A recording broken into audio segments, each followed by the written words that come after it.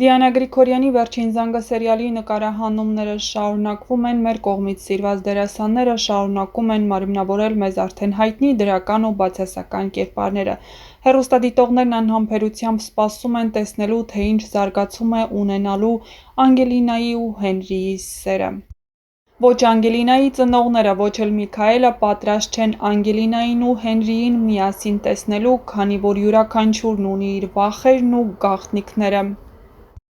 Վիկտորիային ու Ավագին թվում է, թե Հենրին ու Անգելինան քույր ու եղբայր են ու այսքան տարիներ նրանք չեն հասկացել ու իրենց հարց չեն տվել,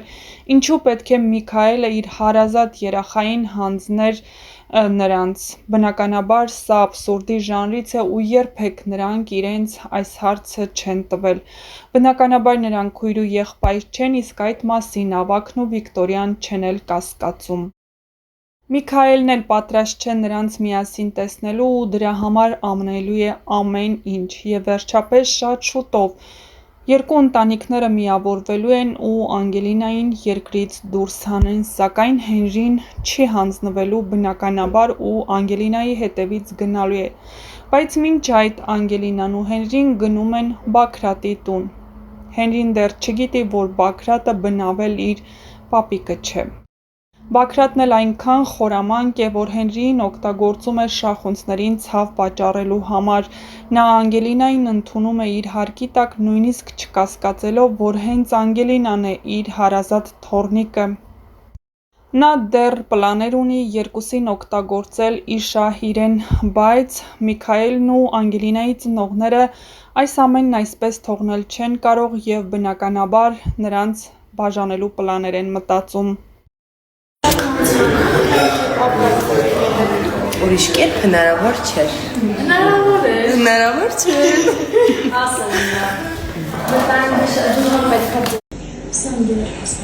C'è mia te bana zio prende u bana quello di altra. Sam բայց դու հասկացնես գիտես։ Գուշակեք, ով այսօր էլի դժվար տեսարաններ խաղում։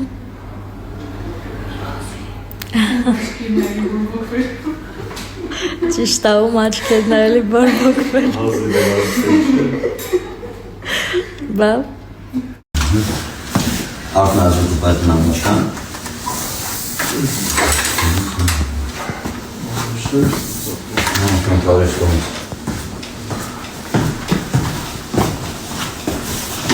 Այսօր չստա։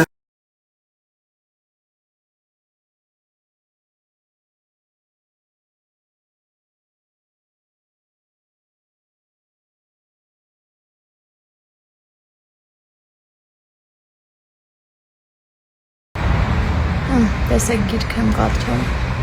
Ուզում եմ ասել, որ երեկվայից թորից հետո, այսօրվաց թորից հետո մոտ 300+ մարդ գրել է ինձ լավ բաներ, ես հիմա ոնց այդ լավերի կողքին այս մի հատ վատը տեսնեմ, դուք ինձ ասեք։ Մարդ, որ սենց հետևորդներ ունի, սենց բանակ ունի ուժեղ, ոնց կար այդ մի հատ վատից ընկճվի կամ մնացած թեկուզ 10 հատ վատից ընկճվի։ Դուք իմ կյանքում ինձ սովորացրել եք գնալ դեպի դրականը, կուլ տալով բացասականը։ Հասկանում եք, դուք ինչ ուժեղ բան եք ինձ սովորացրել։ Դուք ձեր լավ դրական մեկնաբանություններով, նենց որ ես ձեզ շատ սիրում եմ, շատ գնահատում եմ ձեր արածը։ Բարի լույս, գնաց մարդիկ կան դրա համար ծածր եմ խոսում։ Ուզում եմ շպարվեմ ու ձեր հետ խոսամ երեկվա այն աղջկա մասին։ Չգիտեմ ոնց է ստացվում, բայց ինձ շատ քիչ են տենց բաներ գրում, կարելի ասել եզակի դեպքեր են, այդ եզակի դեպքերը ես միշտ, գրեթե միշտ հրապարակում եմ։ Ես մտածում եմ, եթե դու հանրային մարդ ես, դու տուժված չես։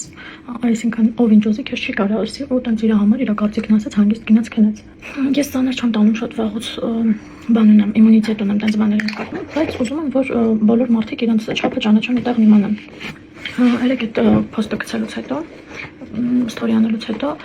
առավոտյան արթնանում եմ, մի հատ էլ գրած լինեմ, դե զապրոսները մատասխապելեր բացել եմ, մնացել է, բայց իմ մոտ ցույց չի տալիս, ես նամակները կարդում եմ, թե չէ։ Մեկ էլ ջնջել է, իրանցվել չեմ տեսել, նորից է գրել, ու ինչ-որ հեսա կդնեմ ստա, ինչ-որ դատական բան, սենց էս որջի մեջ էլի ահաբեկող բաներ։ Հիմա հարց։ Եթե դու վախենում ես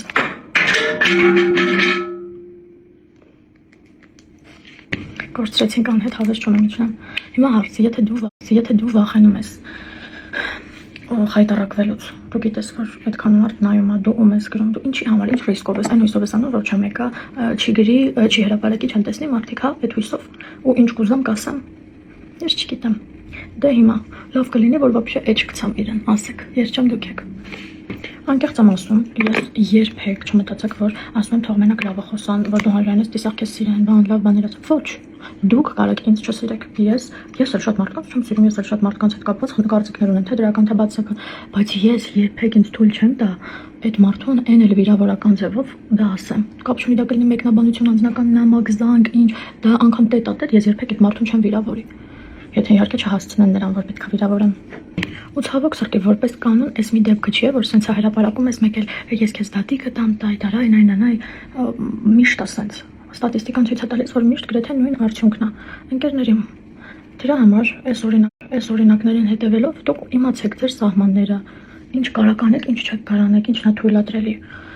Հասկացանք խոսքի ազատությունը, այդ է խնդիր, որ Հայաստանում խոսքի ազատությունն ընկալվում է մարդուն վիրավորել։ Ես հիմա ունեմ չէ իմ ձևավորած կարծիքը այդ մարդու այդ անհատի շուրջ, բայց ես անգամ ձեր մոտ դա չեմ ասում, նախ որովհետև մարդու, չգիտեմ, արտաքինի հետ կապված կարծիք ասելը շատ սուբյեկտիվ երևույթ է, երկրորդն էլ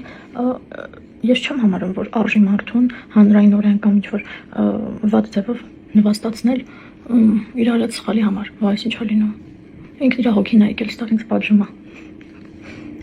Մի խոսքով դուք արդեն գիտեք ողջ ճշմարտությունը նրա մասին եւ կարող անցնենք առաջ ու խոսենք իմ հիմիկվա կարդացվելիք գրքից ռեմարկի կյանքի կայացնում կարդում առաջին գիրքս որ դրամատիկ է, բայց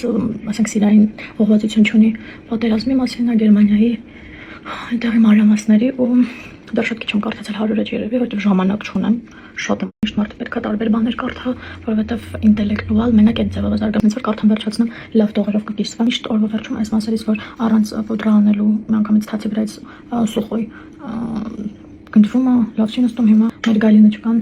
գրիմյոր ասաց մի հատ պուդրա դիր ամբողջի վրայից ու նոր հետո չորերով անցի ու այսինքն ես ինձ սպոնջիկով եմ դնում ճիշտ ասած, ու այսինքն սա դնում ենք ստեղ ու ֆեստից հետո իմ համար ուրիշ չոր բրոնզոր չկա, ես չեմ ճանաչում ուրիշ չոր բրոնզոր, հենց դա տարբերությունը։ Կստати նկարանումներով շուտով գնում ենք ուրիշ երկիր։ Իմ դեմքը շատ չի սիրում, բայց չգիտեմ ինչու։ Քանի որ ցավոք սրտի դուրս չեմ կարող անել, որտեղ տեսարանով այնտեղ լացված բան այդ վիճակներներ անում ենք շատ քիչ highlighter, միսակի ականջից հեռու, որտեղ կամերայով չի կարելի highlighter։